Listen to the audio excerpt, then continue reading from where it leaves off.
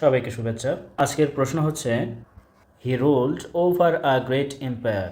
Here over is, অর্থাৎ over শব্দটির parts of speech আমাদেরকে এখানে আইডেন্টিফাই করতে হবে। আমরা জানি ওভার শব্দটি হচ্ছে একটি প্রেপোজিশন, আর এই ওভার প্রেপোজিশন দিয়ে সাধারণত বোঝাই হচ্ছে কারো উপর নিয়ন্ত্রণ, কর্তৃত্ব বা আধিপত্য বোঝাতে। যেমন যে বাক্যটি এখানে ছিল, he ruled over a great empire, বাক্যটির অর্থ হচ্ছে তিনি এক বিশাল সাম্রাজ্য শাসন করতেন। বাক্যটিকে এভাবেও বাংলা করা যায়, তিনি এক মহান সাম্রাজ্যের অধিপতি ছিলেন। এখানে আমরা যে বাংলাটা করলাম, যে এখানে শাসন করতেন বলতে যেটা বোঝাচ্ছে বা অধিপতি ছিলেন বলতে যেটা বোঝাচ্ছে সেটি হচ্ছে আসলে কর্তৃত্ব বা আধিপত্য বা নিয়ন্ত্রণ প্রতিষ্ঠার বিষয়টা বোঝায়, এবং সেটা প্রকাশিত হয় প্রিপোজিশন ওভারের ব্যবহারের মাধ্যমে। Her dash helped her save a large amount of money for future studies. আসলে এ ধরনের প্রশ্ন হচ্ছে ভোকাবুলারি বেসড কোশ্চেন। আমাদেরকে চারটা অপশনের ভিতরে সবচেয়ে গ্রহণযোগ্য কাছাকাছি অর্থপূর্ণ শব্দটি ওখানে বসাতে হবে।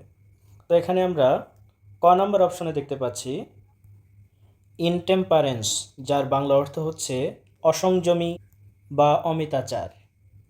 খ নাম্বার অপশনে রয়েছে ইনটলারেন্স, যার অর্থ হচ্ছে অসহিষ্ণুতা। গ নাম্বার অপশনে রয়েছে ফ্রুগালিটি, যার অর্থ হচ্ছে মিতব্যয়িতা। এবং ঘ নাম্বারে রয়েছে ডিফিডেন্স, যার অর্থ হচ্ছে আত্মপ্রত্যয়হীনতা বা অবিশ্বাস। এখন আগেই বলেছি যে এই ধরনের প্রশ্ন ভোকাবুলারি বেসড, অর্থ বুঝে তারপরে আমাদেরকে সঠিক শব্দটা এখানে নির্বাচন করতে হবে। এখন আমরা একটু ভেঙে ভেঙে এটার বাংলা করার চেষ্টা করি।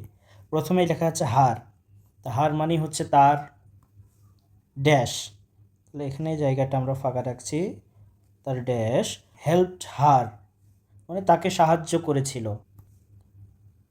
সেভ, সেভ মানে হচ্ছে সঞ্চয় করা, তাহলে save a large amount of money মানে প্রচুর টাকা সঞ্চয় করতে। ফর ফিউচার স্টাডিজ, ভবিষ্যতের পড়াশোনার জন্য। তাহলে আমরা পুরো সেন্টেন্সটা যদি এখন পড়ি, তার ড্যাশ তাকে সাহায্য করেছিল প্রচুর টাকা সঞ্চয় করতে ভবিষ্যতে পড়াশোনার জন্য। তাহলে এখন আমরা এই চারটা অপশনের ভিতর থেকে এই গ্যাপটা পূরণ করব, যে ভবিষ্যতে পড়াশোনার জন্য এই যে প্রচুর টাকা সঞ্চয় সে করেছিল, তাহলে কোন কাজটি যে তার প্রচুর টাকা সঞ্চয় করতে সহযোগিতা করেছে। ক নাম্বার অপশনে ছিল হচ্ছে অমিতাচার বা অসংযমী। তাহলে অমিতাচার মানে প্রচুর পরিমাণ যে ব্যয় করে সে তো আর সঞ্চয় করতে পারবে না, এক্ষেত্রে আমরা ক নাম্বার কাটা দিব। খ নাম্বার বলছে অসহিংসতা, অসহিংসতা তো আর টাকা সঞ্চয় করতে সহযোগিতা করে না, ভায়োলেন্স যেটা বোঝাচ্ছে, তার মানে এটিও হচ্ছে কাটা। গ নাম্বার বলছে ফ্রুগ্যালিটি, তো ফ্রুগ্যালিটি বলতে আমরা জানি মিতব্যয়িতা মানে কম খরচ করা, তাহলে যে ভবিষ্যতের জন্য টাকা জমাতে চায় সে কম খরচ করে, তাহলে তার মিতব্যয়িতা তাকে সহযোগিতা করেছিল ভবিষ্যতে পড়াশোনার জন্য টাকা সঞ্চয় করতে, অতএব উত্তর হচ্ছে গ। আর ঘ নাম্বার হচ্ছে আত্মপ্রত্যয়হীনতা বা অবিশ্বাস, সেটি উত্তর হয় না। শিপ, গ্যালি, হাউস, ড্যাশ, এই ধরনের প্রশ্নকে আসলে ইংরেজিতে অ্যানালজি বলা হয়। এগুলোকে অ্যাডভান্স ভোকাবুলারিও বলতে পারি আমরা, কারণ হচ্ছে লজিক দিয়ে আমাদেরকে মেলাতে হবে, তারপরে উত্তর আমরা বের করতে পারবো। এখন কীরকম লজিক দেখা যাক।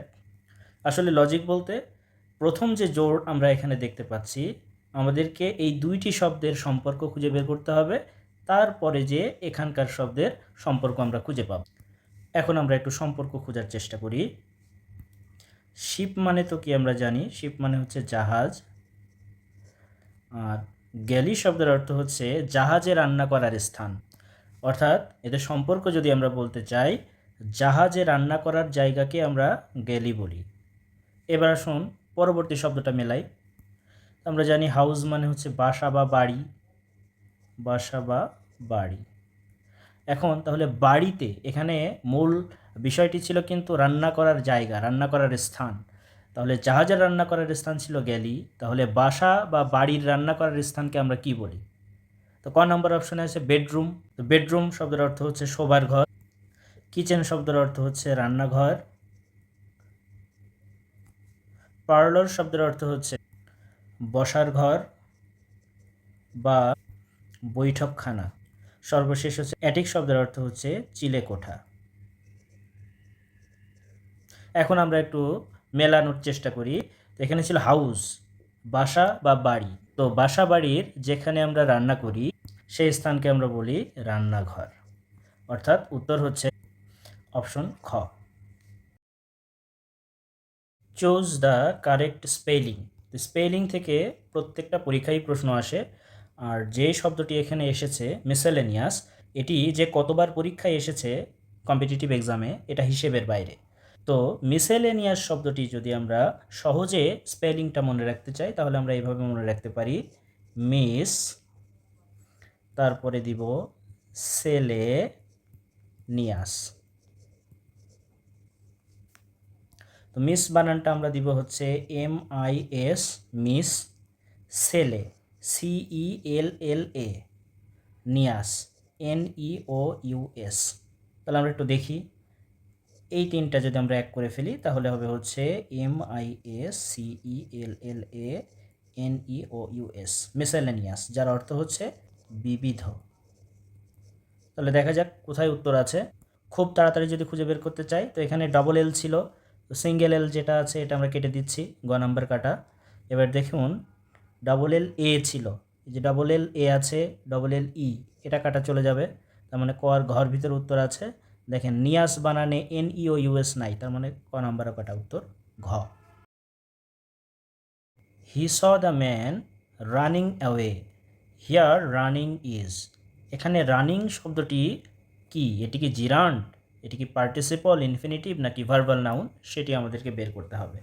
তো তার আগে আমরা দেখি বাক্যটি হচ্ছে কি, যে he saw the man running away.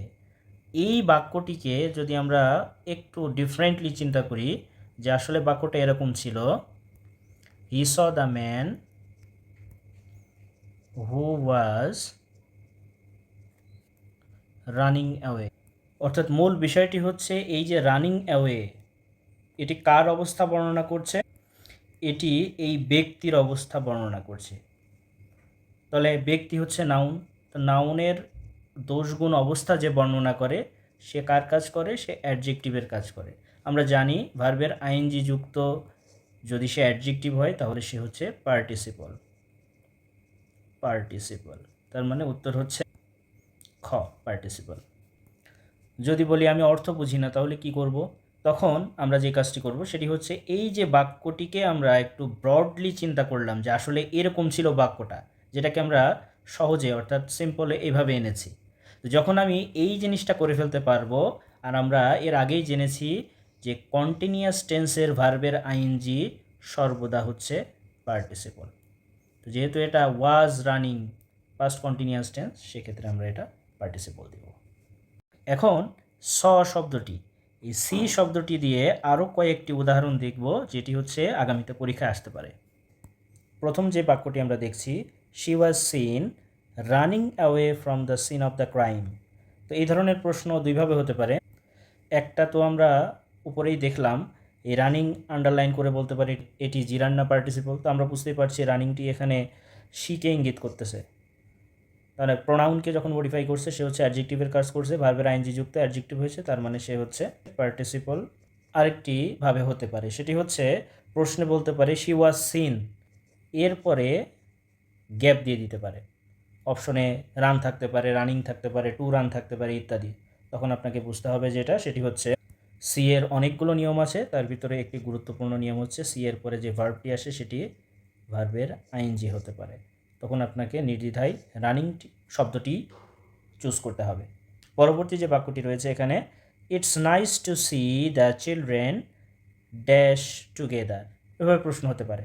যদি ড্যাশ টুগেদার বলে অপশনে আপনাকে প্লেয়িং খুঁজতে হবে, তার কারণ আমরা দেখিয়েছি সি এর পরে যে ভার্বটি আসবে সেটি আমরা কি করব?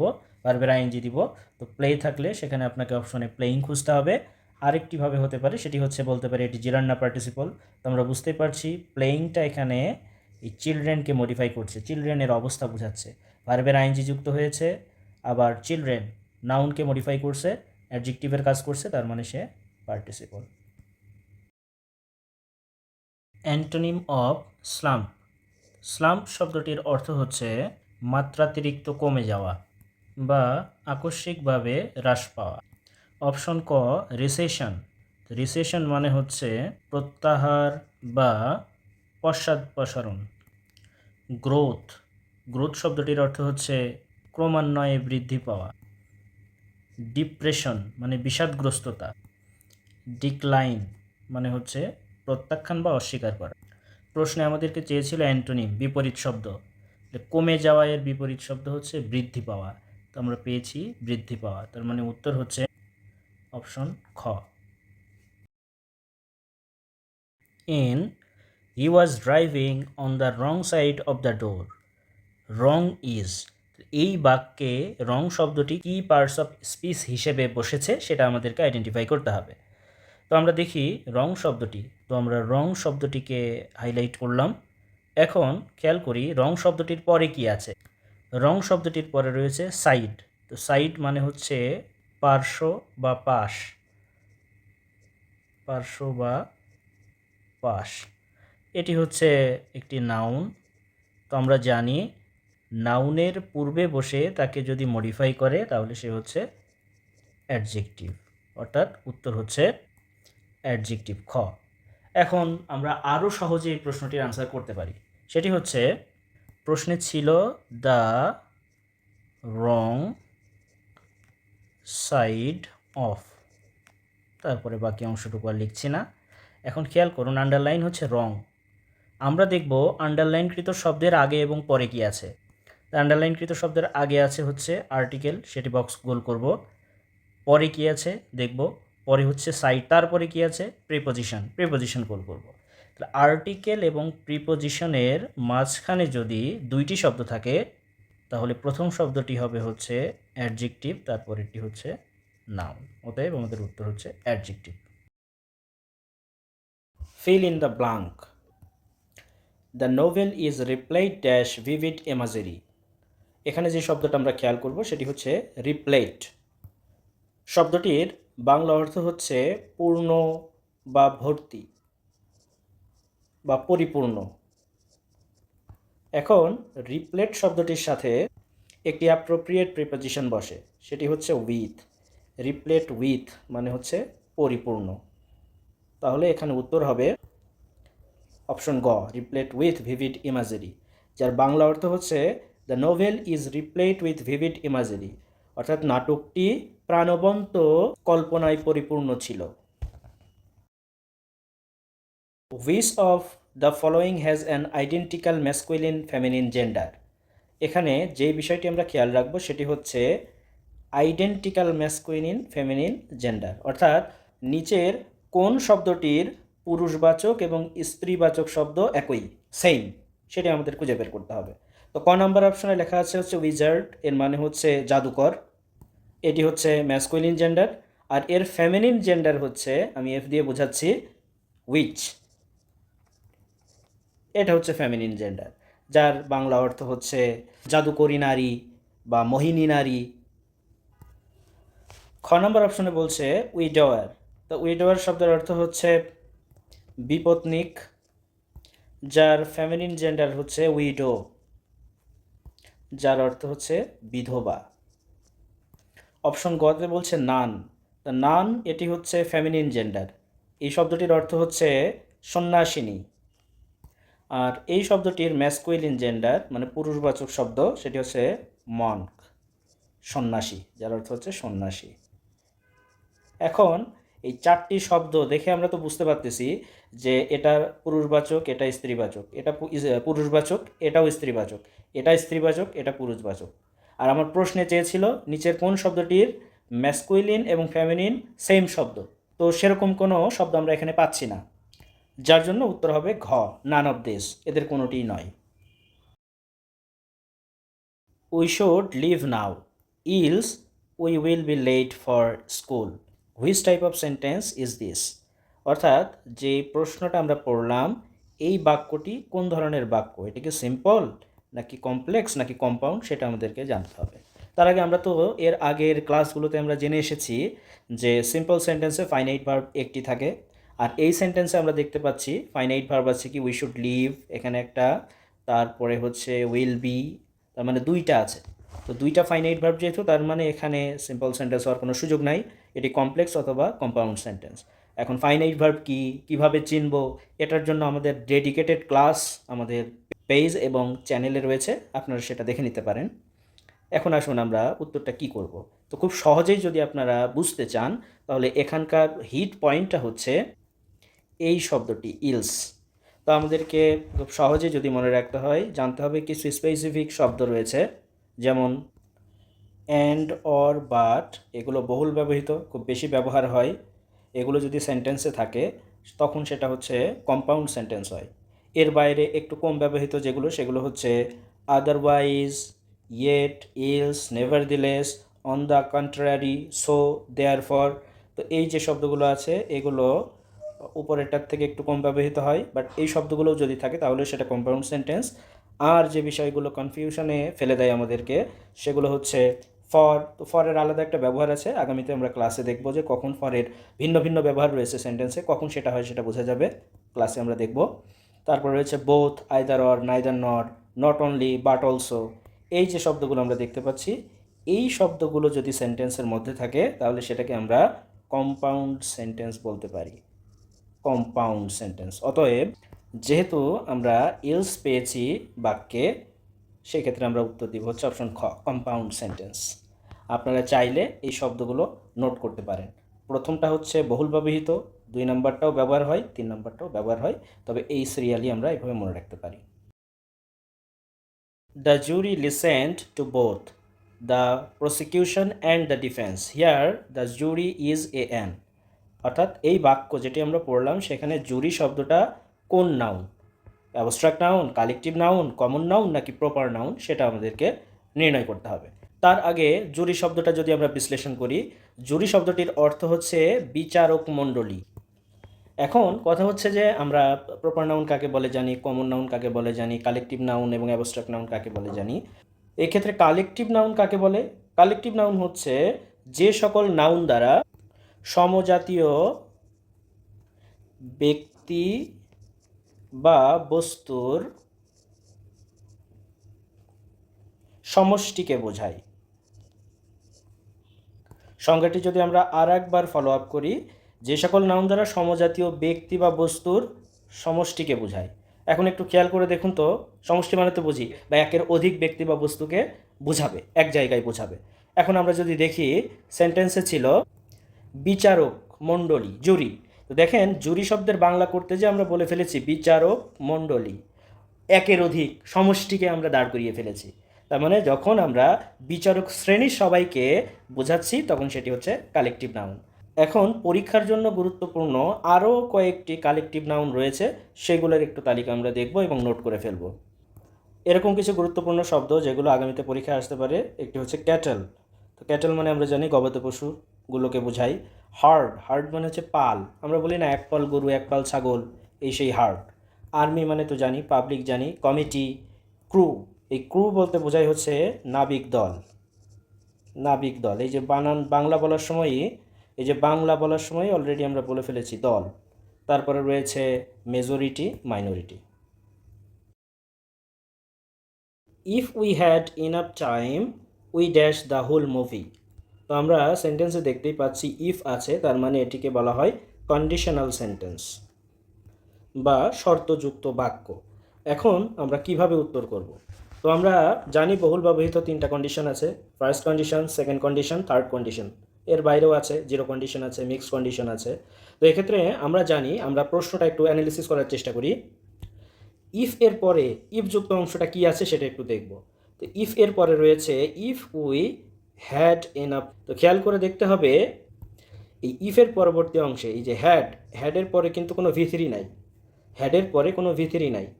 তো হ্যাডের পরে যেহেতু ভি3 নাই, এটি হচ্ছে ভি2, তার মানে এটা past indefinite tense. If we had enough, past indefinite tense.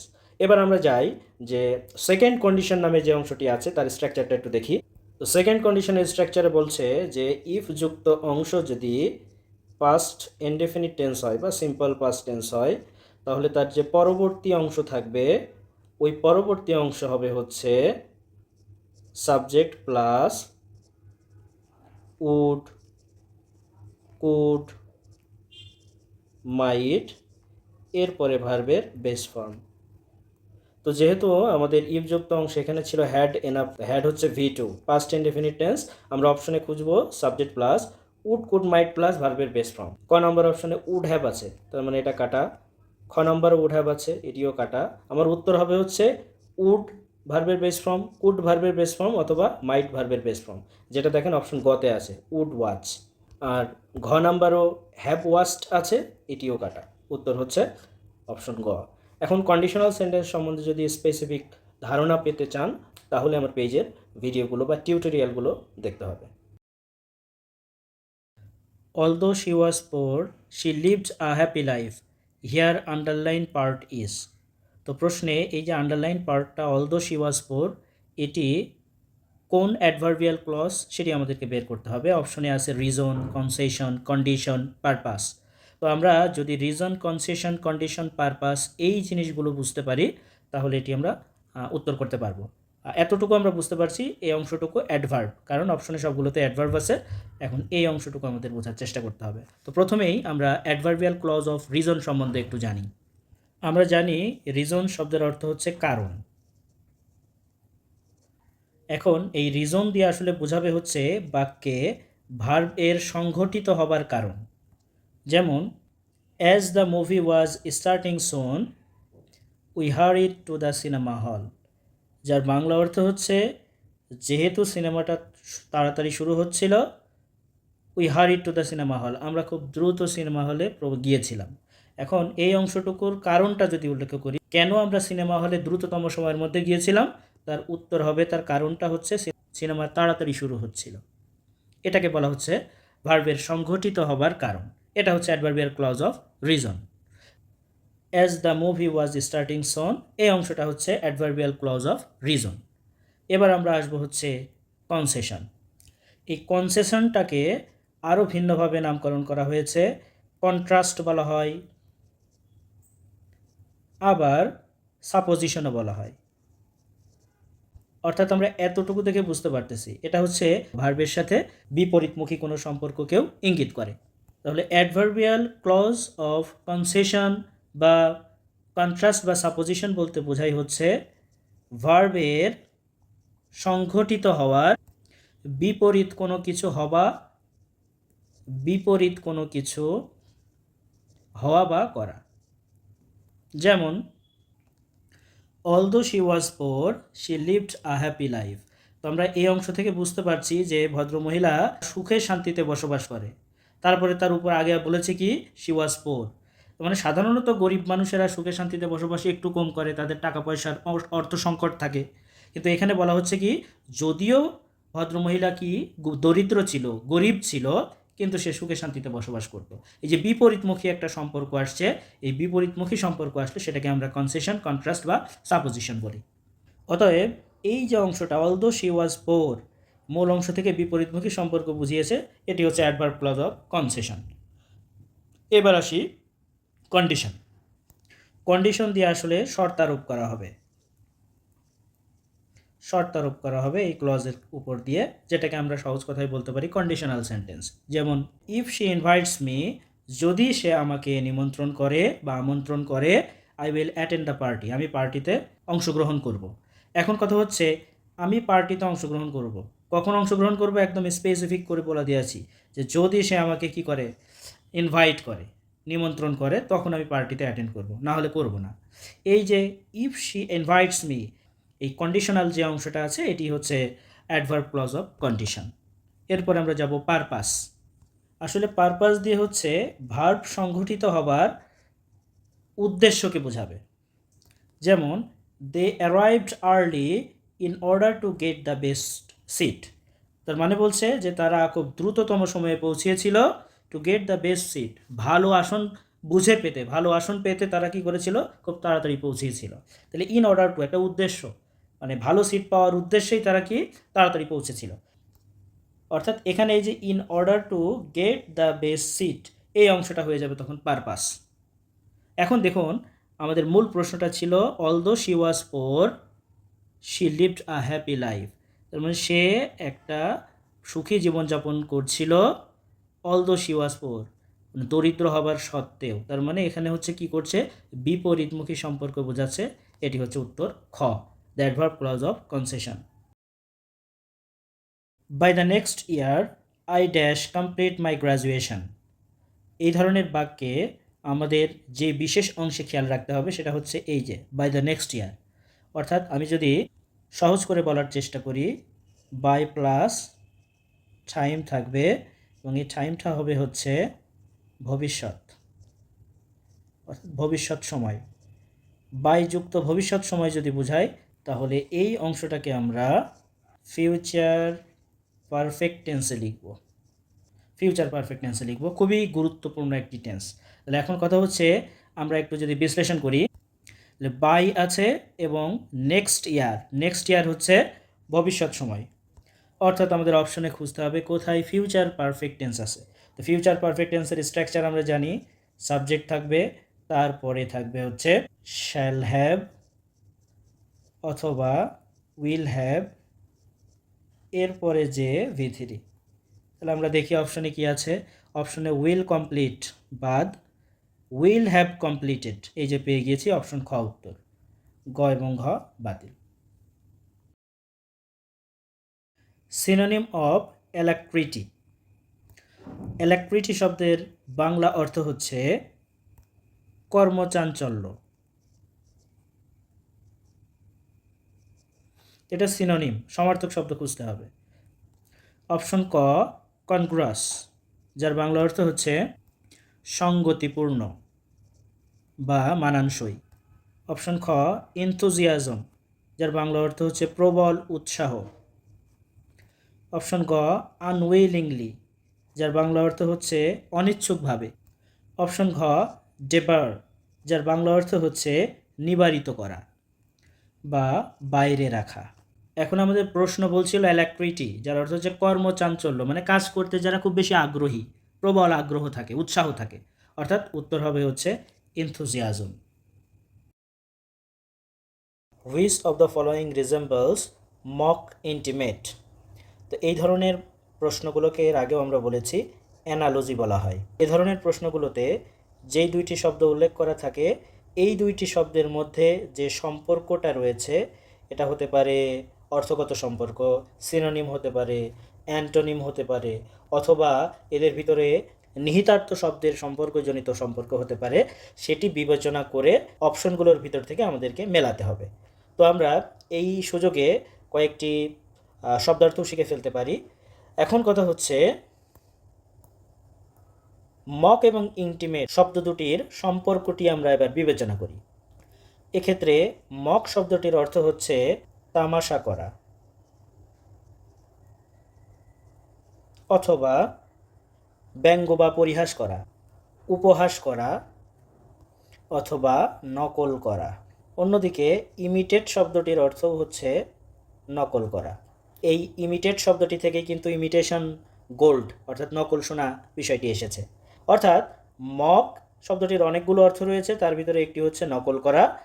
Imitate শব্দটির অর্থ হচ্ছে নকল করা। তার মানে এই শব্দ দুটির সম্পর্ক হচ্ছে সিনোনামাস, সমার্থক।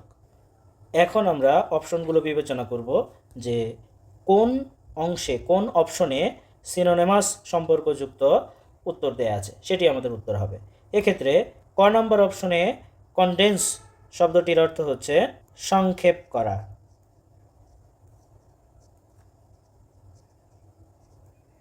অন্যদিকে সামারাইজ শব্দটির অর্থ হচ্ছে সংক্ষেপ করা। খ নম্বর অপশনের টন্ট শব্দটির অর্থ হচ্ছে বিদ্রূপ করা। চ্যালেঞ্জ শব্দটির অর্থ হচ্ছে প্রতিদ্বন্দ্বিতা করার আহ্বান। গ নম্বর অপশনের অ্যাডাপ্ট শব্দের অর্থ হচ্ছে খাপ খাওয়ানো, আর ডুপ্লিকেট শব্দটির অর্থ হচ্ছে নকল করা। ঘ নম্বর অপশনের স্যাটায়ার শব্দটির অর্থ হচ্ছে বিদ্রূপ করা। চার্ম শব্দটির অর্থ হচ্ছে আকর্ষণীয়তা। যেহেতু আমাদের প্রশ্নে মক এবং ইমিটেট শব্দ দুইটি সমার্থক ছিল, তাই আমাদের উত্তর হবে হচ্ছে অপশন ক, কন্টেন্স সামারাইজ, যার অর্থ সংক্ষেপ করা। Make it passive. We must take care of all living spaces on earth বাক্যটির প্যাসিভ করতে হবে। তো আমরা জানি অ্যাক্টিভ থেকে যদি আমরা প্যাসিভ ভয়েস রূপান্তর করতে চাই, বেসিক যে রুলসটা আমাদের সকলের জানা সেটা হচ্ছে অ্যাক্টিভ ভয়েসের যে অবজেক্ট থাকবে সে প্যাসিভ ভয়েসে সাবজেক্ট হয়ে যাবে। তাহলে আমাদের মূল সেন্টেন্সের অবজেক্টটাকে এখানে ছিল we must take care of all living spaces. তার মানে এই যে আমরা অবজেক্ট পেয়েছি অল লিভিং স্পেসেস, তাহলে এই অবজেক্টটাকে সাবজেক্ট করতে হবে। এখন অপশন 4টাতেই তো দেখেন সাবজেক্ট হিসেবে অল লিভিং স্পেসেস আছে। এরপরের অংশ কী আছে, অন আর্থ, সেটা এখানে যুক্ত করা যাচ্ছে, সমস্যা না। এখন কথা হচ্ছে যে প্যাসিভ করার সময় যেটা করতে হয় সেটি হচ্ছে সাবজেক্টের পরে আপনাকে অক্সিলারি ভার্ব দিতে হয়। এখন আমাদের এই সেন্টেন্সে অক্সিলারি ভার্ব কে ছিল, আছে হচ্ছে we must, modal auxiliary verb আছে। তো অ্যাক্টিভ ভয়েসে যদি মডাল অক্সিলারি ভার্ব থাকে, খেয়াল রাখতে হবে, তখন প্যাসিভ ভয়েসে যে এই মডাল অক্সিলারি ভার্বের সাথে বি যুক্ত করতে হয়, তারপরে যাবে V3। তো আমার এখানে আছে হচ্ছে কি, এখানে রয়েছে মাস্ট, তার মানে প্যাসিভ ভয়েসে যখন আপনি যাবেন মাস্টের সাথে বি যুক্ত হবে। খুব সহজে যদি উত্তরটা বের করতে হয় তাহলে আমরা অপশনে খুঁজবো কোথায় মাস্ট বি আছে।